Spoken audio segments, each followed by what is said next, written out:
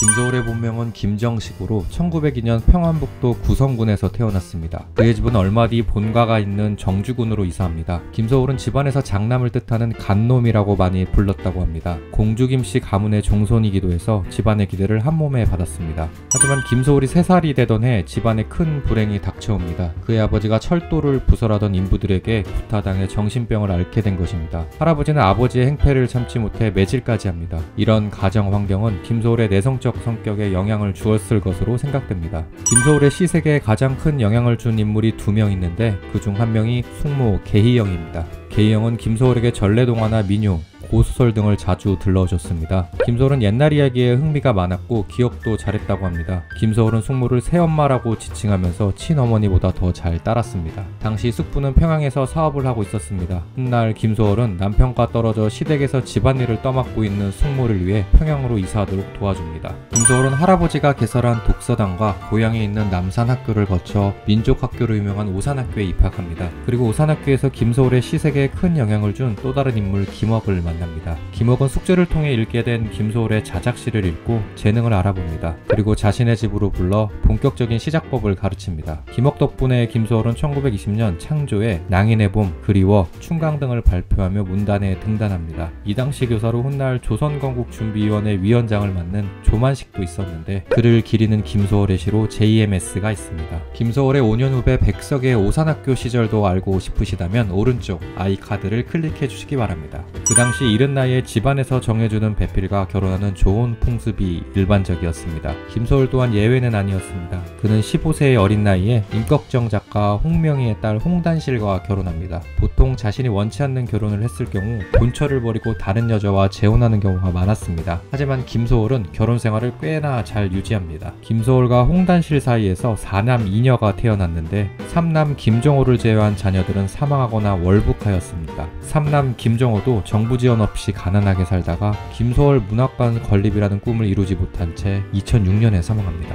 김소월이 다른 이성에 아예 관심이 없었던 것은 아니었습니다. 그는 오산학교 시절 같은 반 친구였던 오순과 사랑에 빠집니다. 둘은 함께 바위에 올라 피리를 불거나 해변을 따라 산책을 했었다고 합니다. 하지만 김소월이 이미 혼인한 상태였기 때문에 둘의 사랑은 이루어질 수 없었습니다. 오순은 19살에 다른 남자에게 시집을 갑니다. 하지만 결혼 3년 만에 의처증이 심했던 남편의 폭력을 견디지 못하고 세상을 떠납니다. 김소월의 대표시 초혼은 오순의 장례식 직후에 쓴 시여서 한때 사랑했던 여인의 죽음에 대한 슬픔이 절절하게 녹아 있습니다. 초혼 이외에도 접동새, 먼 후일, 풀따기 등 오순은 김소월의 소재에 많은 영감을 줍니다. 3.1운동 이후 오산학교가 폐교되자 김소월은 배제고등 보통학교로 편입학합니다. 김소월은 44명 중 4등을 할 정도로 공부를 잘했으나 내성적이고 소심한 성격 탓에 친구가 거의 없었다고 합니다. 이 시기 개벽에 진달래꽃, 엄마야 누나야, 금잔디 등을 발표합니다.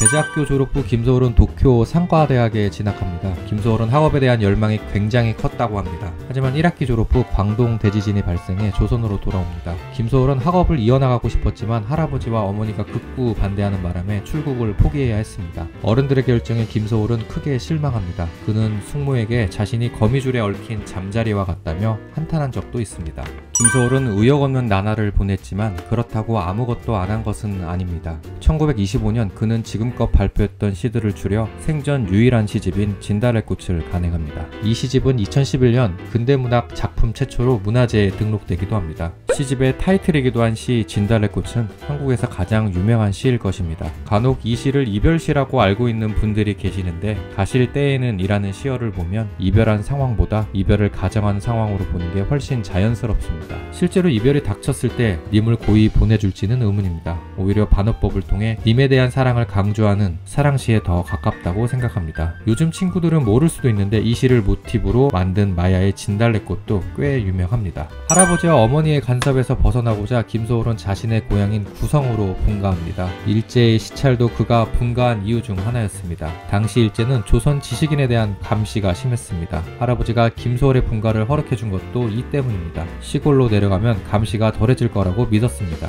분가한 김소월은 할아버지에게서 받은 자금으로 동아일보 지국을 개설합니다. 하지만 문맹률이 높은 시골에서 신문 사업이 성공하기는 쉽지 않았습니다. 결국 얼마를 버티지 못하고 문을 닫습니다. 사업 실패로 자산을 탕진한 김소월은 대금업 등의 일도 했었지만 생계를 유지하기는 힘들었습니다. 입에 술을 대는 날이 많아졌고 엎친 데 덮친 격으로 관절염까지 겪게 됩니다. 그리고 관절염 통증을 완화하기 위해 아편까지 손을 댑니다. 김소월은 자살한 것으로 많이 알려져 있으나 사실 아편의 부작용으로 세상을 떠나게 됩니다. 1934년 12월 24일 그의 나이 33세였습니다. 아마 김소월보다 민족 시인이라는 칭호가 잘 어울리는 사람은 없을 것입니다. 김소월은 근대시의 민담 등 향토적 소재와 민요적 율격을 더해 한의 정서를 세련되게 표현했습니다. 바라건대는 우리에게 우리의 보습대일 땅이 있었다면처럼 일제에 저항하는 시도 다수 발표했습니다. 김소월은 국보 그 자체라 해도 틀린 표현은 아닐 것입니다.